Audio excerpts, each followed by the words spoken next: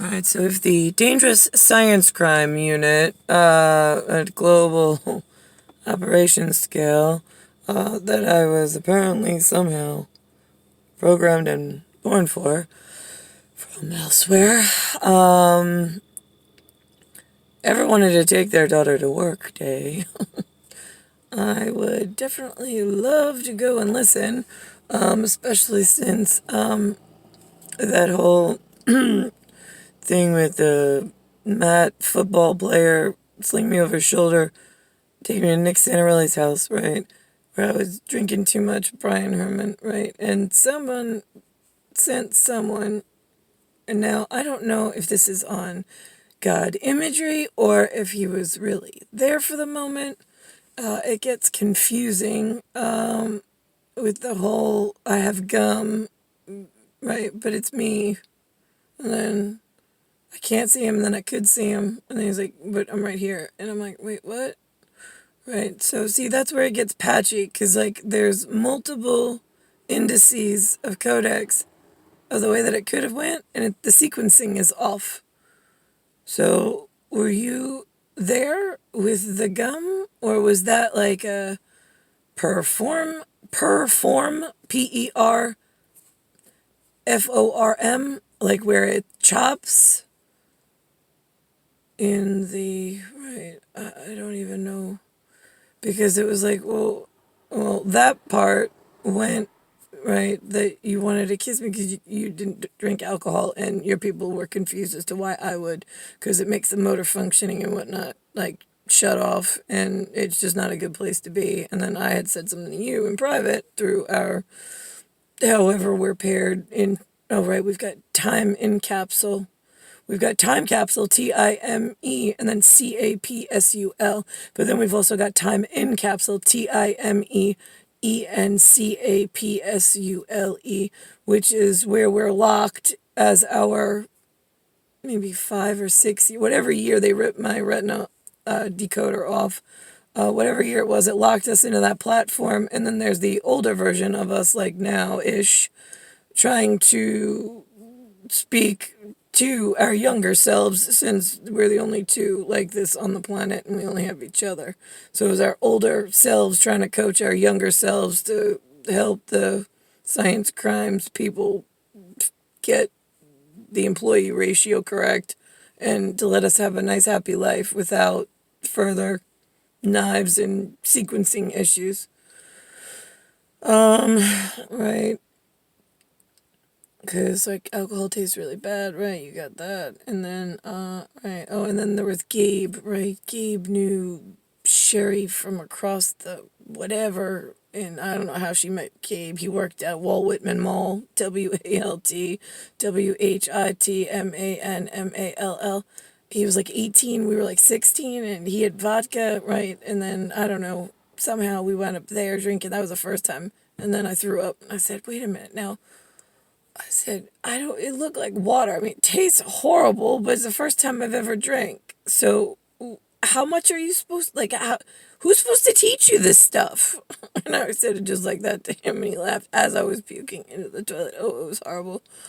Right. So, that was the first time. The time that he showed up, that was the second time. Right, thought after the first time that would probably be enough. Yeah, but I was bored out of my head. Why the hell do you have to leave me in New York for so long?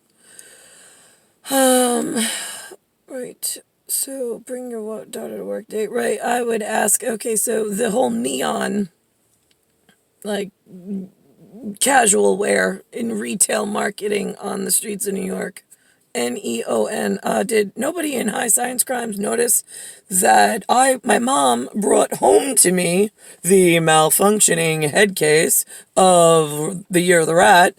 Comes home with socks, neon scrunchy socks she just found. And she's like, look, they're pink and orange and yellow. And I'm like, it doesn't go with the gray, black, and other non-colors in my closet. Why would I want that? Not so much. I don't like it. Although the kids at school did have this thing called a Varnet shirt, Varnet, which was some kind of like emblem, and then like when you touched it, it changed colors. That I put on, but the whole neon colors in the 80s reminded me of argon gas, Argongas, and like out in like Nebula, Nebula. It's just not a good look, and it was the wrong message to be pushing for the nuclear waste technology that we were trying to put back into the dangerous knife drawer and not have them sell to the entire unsuspecting public while holding the two of us away.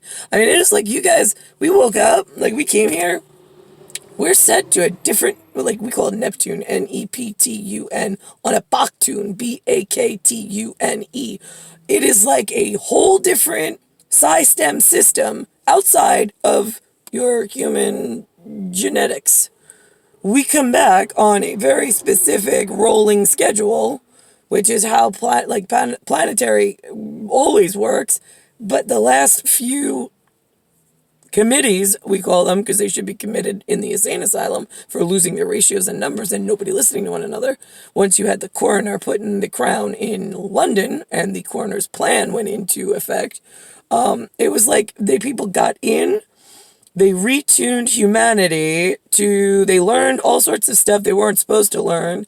It's like they set you on a collision course, upping the ante and getting ahead every single time, making sure that before they died, they had one track ahead, and then one more track ahead, and then one more track ahead, and before you knew it, it's like all these, nobody wants to take responsibility for it, all these dangerous science crimes. My parents are dangling on the floor on my branch of the only tree that comes from galaxy elsewhere to try to put your science back in some kind of like logical order for you all. And I got malfunctioning parents. That's what Science Crimes yesteryear bought before the year of the rat in alternating currents, which is on to 9.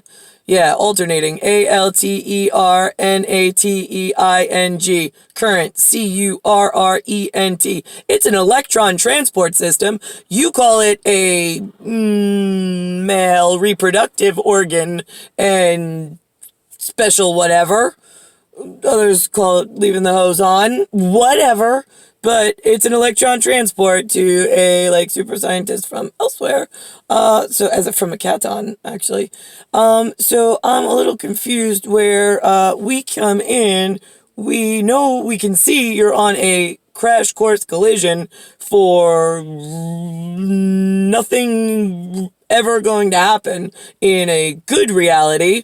And we're trying to yell at you at 4 and 5, going, please just let us be together. Like, don't lock us away in separate lives. Like, we just want each other. Like, if you're gonna all damage the world and yourselves in this upcoming, like, Roman candle birthday present to us for reappearing and you don't ever want to see us again, could you just please make sure we at least spend the last life we are ever gonna see on this planet together? Like, why are you then locking us away for only wanting to be together after we warned you and we were trying to help, and we said we'll do whatever you need in order to help you put the world back in order to avoid the Roman candle birthday, but that wasn't good enough either. So now, where are we with, did you not as an adult see, if you missed the up ahead report, meaning the future, for those Royal Guard assholes that used to follow a purple haze, PURPLEHAZE, when I was in my Lavender Palace of Nebula elsewhere, LAVENDARPALACE, I'm all aces. So whether I am Lavender Palace, whether I'm not going to say Blue Jay, because you gave me a Blue Jay and a Cardinal problem this fucking life, and like real actor's performance of like, I really could have done without that. May 12th, right, prom problem with Joseph Cardinal and Walt Whitman High School. Thanks much, Melville, Ward Melville. Anyway, and then Jason Romer is the blue jay that blue jays take other people's eggs. They go into their nest, they knock on them, and then they steal the eggs of the other bird, and then they take them and feed their own people. Right, so that's kind of what you did. You sold my livelihood to a Joe Cardinal teenage pregnancy and a blue jay in the ugliest route possible for everyone involved. So now who's a global terrorist and who are the good guys? I'm just checking. Because I only came here for life with one person. And you wouldn't let me have that. You didn't want me to come in and help. So now what do we do? Now I'm just hoping you kill enough of each other. Like, here's all the files. Go right ahead. You want this one? Great. You want this one? Great. You want this one? Great. Good. Go kill each other so this way I can have him. I'm like, I've had enough of you all and your ridiculousness.